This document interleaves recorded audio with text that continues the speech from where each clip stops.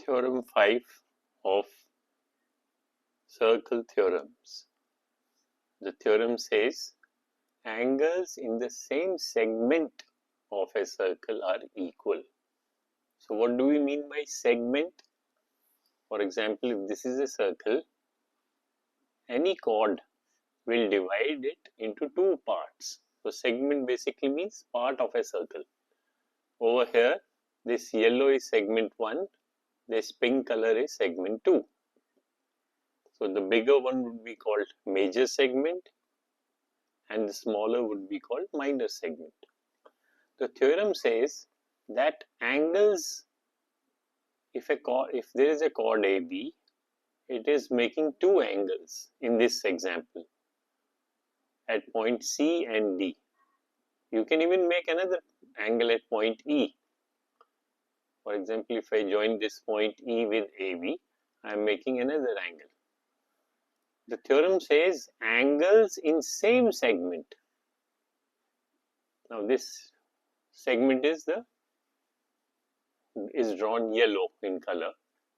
All the angles in this segment made by this chord will be same.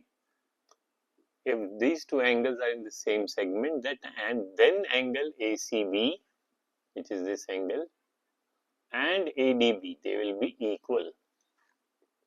So in short form, this theorem you can remember as angle in same segment. Let us see an interactive exercise. Now in this example we have two angles, angle APB, angle APB, APB. It is shown 53.1 degree.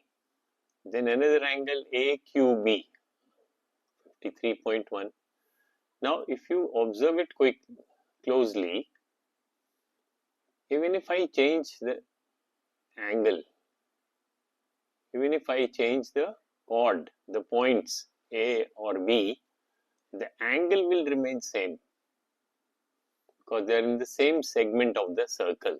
In this case, this is one segment and this is another segment. This chord is dividing this circle into two segments. As long as the angles remain in same segment, they will remain equal. Even if you change the chord, I mean for different chords, see, different chords, the angle remains the same. Both the angles are same. Even if you draw another point at E and join these 2 points, these two lines, then you will see this angle will also be same. All the angles in the same segment will be same as per this theorem. So, short form, angles in same segment. This is theorem number 5.